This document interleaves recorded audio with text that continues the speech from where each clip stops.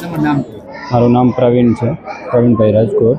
આજના મંદિરમાં શેનું અંકુટ કર્યું છે? દર વર્ષે શેનું થાય છે? કેટલા સ્વયંસેવકો દ્વારા તૈયાર કરવામાં આવે છે?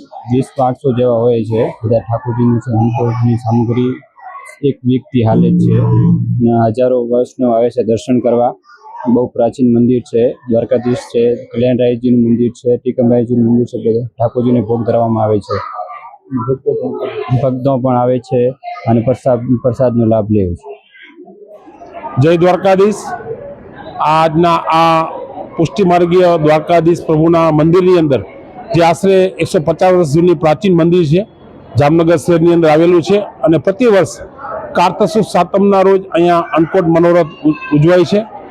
આમ જોવા જઈએ તો બેસતા વર્ષના દિવસથી જ તમામ પુષ્ટિમાર્ગીય મંદિરો હવેલીઓની અંદર અન્નકૂટ ધરાવવાની પરંપરા પ્રાચીન પરંપરાઓ છે અને તે પ્રાચીન પરંપરાને અનુસરીને પુષ્ટિમાર્ગીય મંદિર જે દ્વારકાપુરીનું પ્રાચીન મંદિર છે, જે કિસાન ચોક વિસ્તારમાં દ્વારકાપુરી રોડ પર આવેલ છે, તે આજે કારતક સુદ સાતમના રોજ શ્રી દ્વારકાધીશ પ્રભુ, શ્રી તિકમરાયજી અને શ્રી કલ્યાણરાયજી આ ત્રણેય સ્વરૂપમાં બિરાજે છે અને પ્રતિ વર્ષે અન્નકૂટ મહોત્સવનું આયોજન થાય છે. તે રીતે આજે પણ અન્નકૂટ મહોત્સવનું આયોજન કરવામાં આવેલ છે અને જામનગર શહેર તથા આજુબાજુના વિસ્તારોમાંથી, ગામડાઓમાંથી ભાવિક ભક્તજનો દર્શન કરવા માટે આવે છે અને આ અન્નકૂટ મનોરથ પૂર્ણ થયા બાદ તમામ ભાવિક ભક્તજનોને પ્રસાદ પણ લેવડાવવામાં આવે છે.